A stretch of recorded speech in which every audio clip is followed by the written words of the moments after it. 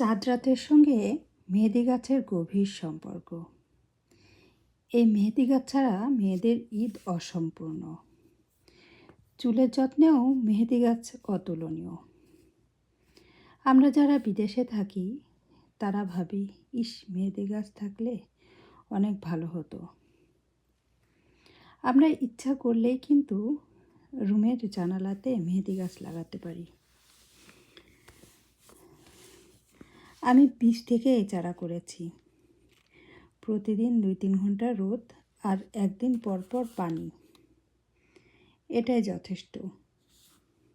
আমি চেষ্টা করেছি আমার গাছটা অনেকক্ষণ ধরে দেখাতে, কারণ আপনারা যাতে বুঝতে পারেন। আমি মাসে 1-2 বার চাউল ধোয়া পানি দেই। আর মেহেদি গাছ বৃষ্টির পানি খুব পছন্দ করে। এই জন্য মাঝে মাঝে শাওয়ারের নিচে নিয়ে 2-3 মিনিট দিয়ে রাখি। এদের বেশি মাটির প্রয়োজন হয় না। আমার টবটা দেখলে বুঝতে পারবেন। এখানে খুব অল্প পরিমাণ, ছোট্ট টবে অল্প পরিমাণ মাটির ভিতরে গাছটা আছে।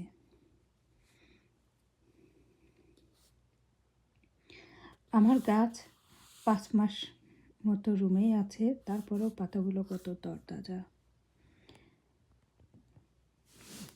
আমি বীজ থেকে এই গাছগুলি তৈরি করেছি। আর গাছগুলো আজ 5 মাস মতো রুমেই আছে এবং ভালোই আছে। আপনারা চেষ্টা করে দেখতে পারেন। আর যদি কোনো প্রবলেম হয় তাহলে আমার কমেন্টসে গিয়ে জিজ্ঞাসা করলে, আমার যদি জানা থাকে তাহলে অবশ্যই আমি চেষ্টা করব আপনাদের হেল্প করার। আমার একটা না, দেখেন 3টা টবে অনেকগুলি গাছ। এরা কিন্তু দিব্যি ভালোই আছে। আজ 5 মাসের ভিতর আমি বাইরে বের করিনি, কারণ বাইরে অনেক ঠান্ডা ছিল। তো তারপরেও পাতাগুলি বেশ তরতাজা, অনেক পাতা। আজ এই বড়টা 3 বছরের পুরাতন, আর ছোটোগুলি গত সামারে চারা হয়েছে।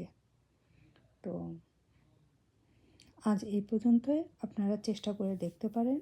আর যদি কোনো হেল্প লাগে তাহলে আমার জানায়েন, আমি চেষ্টা করব। ওকে, বাই।